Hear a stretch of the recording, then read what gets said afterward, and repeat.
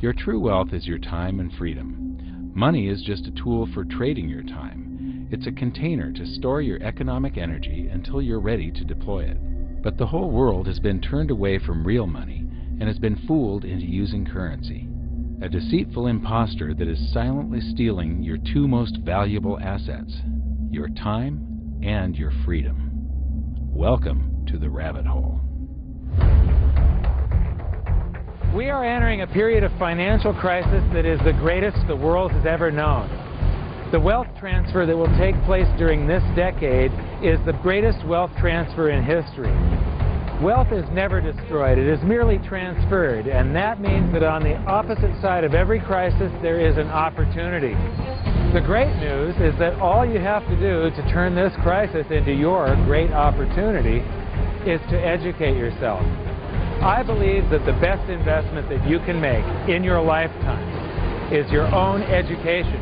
Education on the history of money, education on finance, education on how the global economy works, education on how all of these guys, the central bankers, the stock market, how they can cheat you, how they can scam you.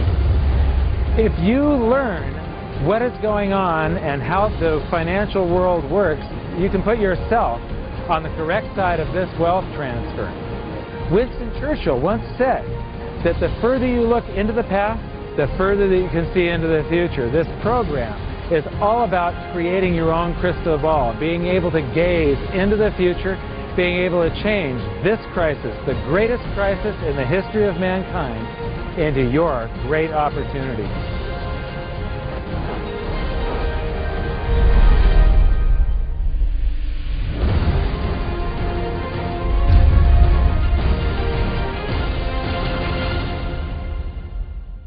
The hidden secrets of money, some of them are hidden in plain sight. They're like right in front of you. The way the monetary system works is something that isn't actually hidden away from all of us. It's out in the open, but it's complex and people just they can't see how it works. It's hard for them to imagine that we're living in such a hoax. Others are meant to be secret, but the truth is slowly coming out, like the Federal Reserve being a private corporation and not really part of the U.S. government. But when I started studying this, what I found was that there was no place that I could point people to where they could get it all in one spot. And so I basically decided to write my book about it and consolidate monetary history, economics, the markets, fundamentals of gold and silver. There's a lot of smoke and mirrors in economics, and I've sort of made it my job to lift the fog for people.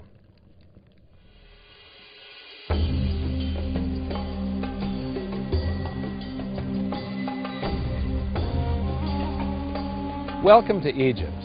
This is where it all began. Roughly 5,000 years ago, the Egyptians started using gold and silver as their predominant form of currency. But it was not yet money. The pieces of gold and silver that they were using were odd sizes and weights, odd purities, so it still was not interchangeable, where each unit is the same as the next. This meant that nothing really had a price yet. You couldn't put a price of so many coins on something because they didn't have coins yet. Trade was still difficult. It was still a guessing game when it came to the exchange of values. One of the reasons that we are in the financial mess that we are today globally is that people do not understand the difference between currency and money. Currency is a medium of exchange, a unit of account. It is portable, durable, divisible, and something called fungible. Fungible means that each unit is the same as the next unit. $1 in my pocket buys the same amount as $1 in your pocket. Money is all of those things plus a store of value over a long period of time. Even financial planners, bankers, your accountant, they don't understand the difference between currency and money. The currency in your pocket is a medium of exchange. It's a unit of account because it's got numbers on it. It's somewhat durable, it's portable, it's divisible in that you can make change, and it's fungible. $1 in my pocket buys the same amount as $1 in your pocket. But because governments can print more and more and more of it, and dilutes the currency supply, it's continually transferring wealth out of your pocket, out of your bank account, to the government and to the banking system. The reason that gold and silver are the optimum form of money is because of their properties. It's an easy medium of exchange because gold and silver store a large amount of value in a very small area. It's a unit of account. Pure gold has the same value all over the planet. So an ounce of gold buys the same amount here in Egypt as it would in China or in the United States. It's durable. The same gold that Egyptians were using in trade 5,000 years ago is still here with us today. It does not corrode. It's divisible. You can make change with it. It's very portable. You could use something like oil as money. It's just that you can't carry around a barrel of oil on your back. It's fungible. Pure gold is the same wherever it is on Earth. Pure silver is the same wherever it is on Earth. It's limited in quantity. That's the reason that it maintains its purchasing power. Governments cannot print it. Over the last 5,000 years, only gold and silver have maintained their purchasing power. There have been thousands upon thousands of fiat currencies, currencies that are unbacked by gold or silver, and they have all gone to zero. It's a 100% failure rate. Well, fiat currency, of course, is a currency that exists at the dictate or by fiat from a government. You see, they have their printing presses, and the paper money rolls off the printing presses. And then they give it the fiat designation, which makes the currency official. It's just worthless paper. But when Ben Bernanke gives it the special sign, and they have the cult meeting at the Federal Open Market Committee meetings, it suddenly becomes currency. If you look at what's really going on, it's a con game. And so there's confidence. Well, the Federal Reserve is very forthright about what they're doing. If you read their websites, they'll tell you it's a confidence game.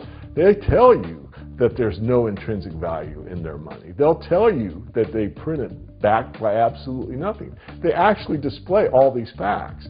But if you tell somebody in the public that this stuff is created out of thin air, there's no backing whatsoever, it's absolutely worthless, it's about as valuable as monopoly money, they'll look at you like you're nuts. Is there an example throughout history of a fiat currency, a piece of paper that's unbacked by anything, surviving? Short answer, no. Long answer, no. And here's why. When Addison Wiggin took over at the Daily Record, when they got cranked up, Bill Warner asked him to catalog all of the fiat currencies throughout history and what happened to each of them. Addison dutifully went to work. Within a short period of time, he had gone through the alphabet. All the fiat currencies that started with the letter A were done. They all went to zero. He was halfway through the letter B, and all the fiat currencies that started with the letter B, and there were 600 of them in just the first letter and a half of the alphabet, and every single one of them went to zero. Every one. 600 fiat currencies that start with the letter A, and half of the ones that start with the letter B are 600 of these things. Not one ever came close. Do you think this one, the United States dollar, is going to be the first one after all that? I don't think so. No. No currency, fiat currency has ever survived. None. The thing about money is there actually is a fairly well accepted definition of what money is. The question is, as you apply that definition to particular things that people claim to be money, do they fit the definition? We'll just take the paper dollar, for example. How well does it perform those functions? Well, store of value. The dollar has lost 95% of its purchasing power since the creation of the Federal Reserve in 1913. So not very good as a store of value. One of the things I do is, just a way to get the audience's attention, is I have a slide, and there are three pictures on the slide. One is a pile of monopoly money. The other one is a pile of Federal Reserve notes, what Americans would call paper money. The other one is a solid gold American Eagle 1 ounce coin. And the title of the slide is, which of these is not like the other? And if you know the show Sesame Street, or you have children who watch it, it's one of the favorite vignettes in Sesame Street. And what it really is a kind of IQ test for 5-year-olds. They're supposed to look at the three things and look at characteristics and find the one that's not like the other. Well, I've shown this slide to groups of Ivy League University professors, and I've also shown it to, children, kind of 5 years old, my nieces and nephews and so forth. And when the professors look at it, they say, well, clearly the dollars are not like the others, because gold has no role as money, and monopoly money is junk, and the American dollar is a store of value, so that's not like the other. But the children look at it and they say, well, the gold coin is not like the other, because the other two are just piles of paper, and the gold coin is clearly something different. So my question to the audience is, who's smarter, a 5-year-old or an Ivy League professor? Before World War I, each note that a Treasury issued would say that there have been deposited with the United States Treasury $20 in gold coin payable to the bearer upon demand. The money was in the vault. The currency was a note they gave you that was a claim check, only a claim check on the money, the same as if you go to the dry cleaners and you give them your shirt and they give you a claim check for your shirt. The value is that shirt at the dry cleaners, not the piece of paper that says that you own that shirt. So our currency that circulated was the paper US dollars, and they were claim checks on money. The next hidden secret is the difference between currency and money. Money must be a store of value and maintain its purchasing power over long periods of time. As we progress through this series, you'll learn that national currencies are really a tool used by the government and the financial sector to leech away your time and your freedom by stealing your purchasing power. So rather than storing your economic energy, currencies leak. Now compare that to the gold and silver the Egyptians were using. Like I started with, it still wasn't money because it wasn't interchangeable yet. But they were on the right track, as gold and silver have proven over thousands of years to be the ultimate store of value. Gold is only formed when a star explodes, a supernova, and it stays around forever. This is one of the properties that make it the ultimate money.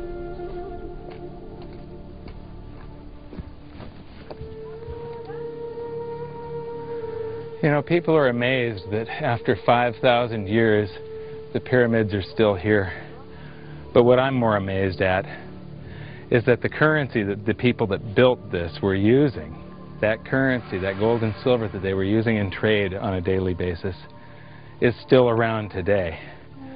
It may have been melted down and re-refined, and it's in a coin or a bar or in some piece of jewelry, but it's still with us today, and it still purchases something.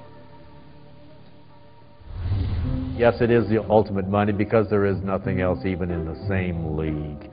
It's divisible, it's permanent, it's a store of value, it's a unit of account. It's got everything you want out of money, but it doesn't go away, and it can't be increased. That is what makes gold the most beautiful money of all. What more could you ask out of a money? It keeps governments under control. You can maintain a solvent system. Governments don't like gold at present because they're getting away with the fiat currencies, and they'll do everything they can to discredit it as an asset class. I mean, my goodness, gold has outperformed the Dow Jones Industrial Average in each of the last 7 years, yet it's not considered a legitimate asset class. Why? Again, it's the fear that maybe gold will be imposed on the system, that it will constrain government ability to spend beyond its means. They can't print it. They can't print it, no. The proper definition of inflation, I use Milton Friedman's definition. Inflation is an expansion of the currency supply. Deflation is a contraction of the currency supply. If you expand the currency supply, eventually prices will rise. And if you contract the currency supply, eventually prices will fall. This is a pool, but it's not a pool of water. This is the currency pool. And these are prices. And if you expand the currency supply, prices like a sponge in water have to rise to suck up the excess currency. Governments never stop printing more currency and adding currency to circulation. Therefore, prices keep on going up, not because the stuff that you're trying to buy is changing. The real estate doesn't change. What has changed is the currency purchases less and less. It's the currency going down, not prices going up. The truth is, what we have that makes our world work right now is a big story. None of it's real. It's all just promises. And if you think about it, that's how currency began to work in the beginning. You know, before we had currency, we had barter. I'll give you 3 coconuts and you give me 4 fish, because that's kind of a fair exchange on coconuts to fish. But that got complicated, so we had to invent this thing called money to be a divisible, portable medium of exchange. And the challenge is that we lost that a long time ago, when we lost having things of value be our currency, and now we have this thing called numbers and accounts. But trust me, it is not real. It's a big made-up story. One of the biggest make-believe stories ever is called quantitative easing, which sounds complex, but it's really just a smoke and mirrors term for currency creation. QE started with the banking bailouts back in 2009. This currency was created out of thin air and then given to the banks, who paid themselves record bonuses in reward for crashing the world economy. This is a global phenomenon, but all you have to remember for now is that whether it's QE bailouts or stimulus programs, these are all just voodoo, hocus-pocus terms for increased currency creation. I believe gold and silver will reassert themselves as money. And when they do, there just isn't enough. And their purchasing power is going to go up many, many, many times. Egypt is an amazing place. There's a franticness about it, and utter chaos, especially like the traffic. But when it comes to like all of the merchants that are trying to get every last dime out of you, you get fleeced to the point where you come back with an empty wallet. But you know what? They're amateurs compared to Wall Street. In the past several years, I've spoken in many countries about the crisis that's coming, and a lot of people think that they're going to be okay in their country, that it's only going to happen to the United States or maybe the United States in Europe. But what they don't realize is that this is a global phenomenon. I got to show you something here. This is base currency in the United States. This is the number of paper dollars that exist, basically. It took 200 years to go from no dollars in existence to 825 billion. And then we had the bailouts, and then we had QE1, quantitative easing 1, then QE2, and then we had QE3, and then QE4, and then soon we're going to have QE57 and QE382. And it isn't just here. This is what the Canadian currency supply looks like. This is Australia, South Africa, Russia. Now, this starts out in just the year 2001, and this is like 18 times more currency in existence in a little over a decade. Here's Singapore, same story. Look at that, since the crisis, just bam. India, China, every government on the planet is doing this insane deficit spending and expanding their currency supplies, doing bailouts, and history shows that there is no example of this turning out well. It is sometimes amazing that we haven't experienced more inflation than we have. If they keep expanding the money supply so vastly, why aren't our prices growing faster than they really are? And the answer is that a good chunk of the money that the Fed created has been shipped overseas. I remember early in my research, I heard this expression that the Americans have exported their inflation. I thought, what is that? How can you export your inflation? Put it in a box and send it out? What do you do? Well, now I understand. You export your inflation by simply sending all these dollars that you created to these other countries, and then they send you their refrigerators and their cars and whatever, their TV sets. So you get hardware, and they get little pieces of paper. It's a great deal for the American people for a while. For a while. Sooner or later, all of those pigeons come home to roost.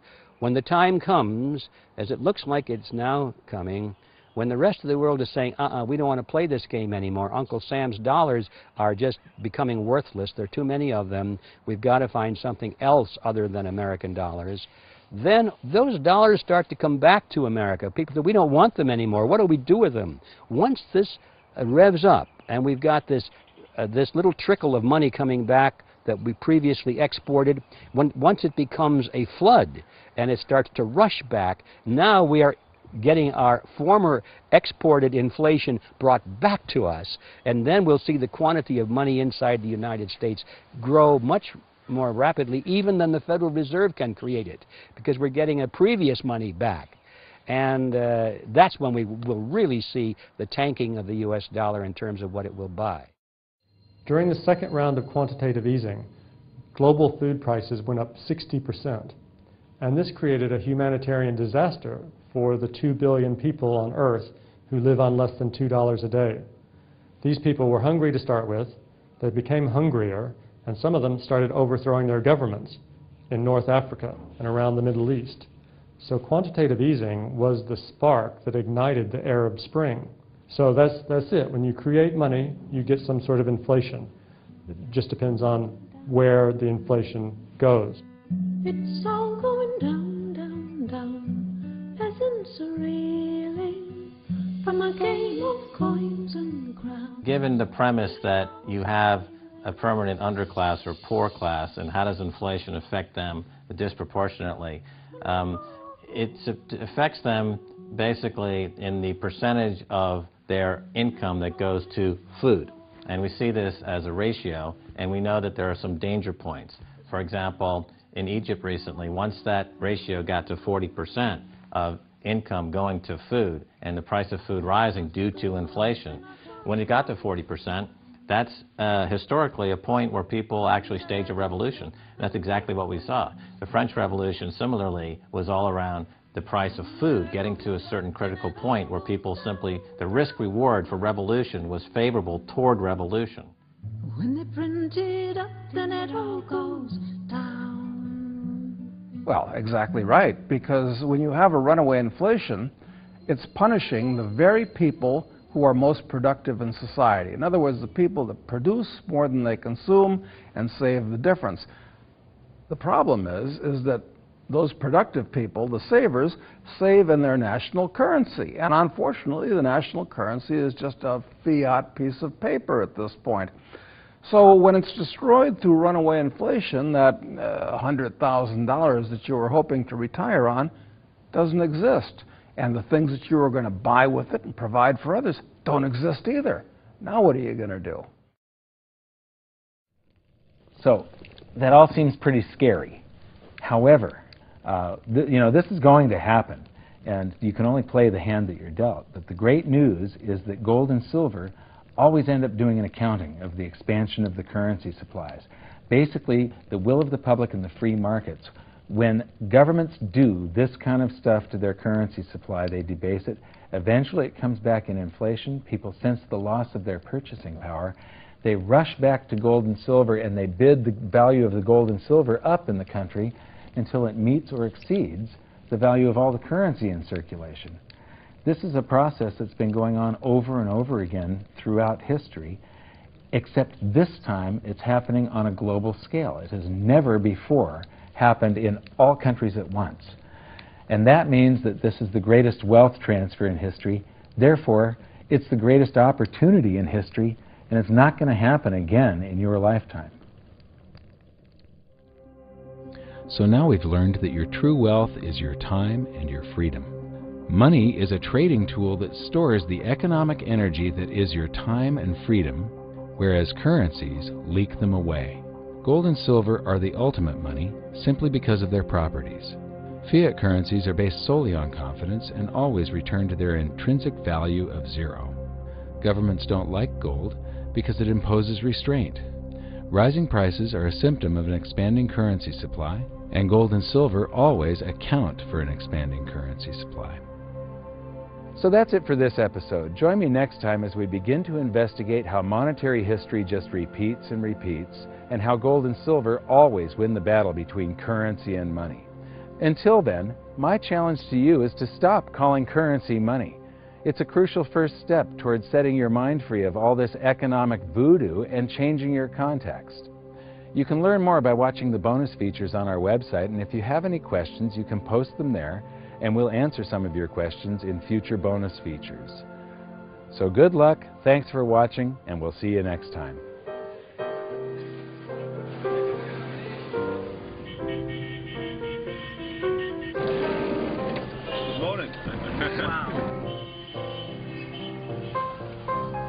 What does fiat mean? It comes from the Latin for crappy car.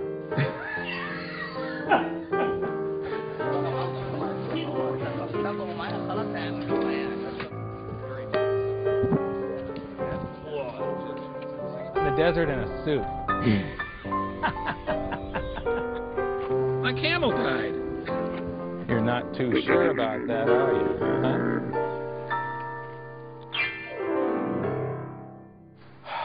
I am ready for a good long nap. Hi, welcome to this bonus feature for the very first episode of Hidden Secrets of Money. And this is currency versus money. So that's the major topic that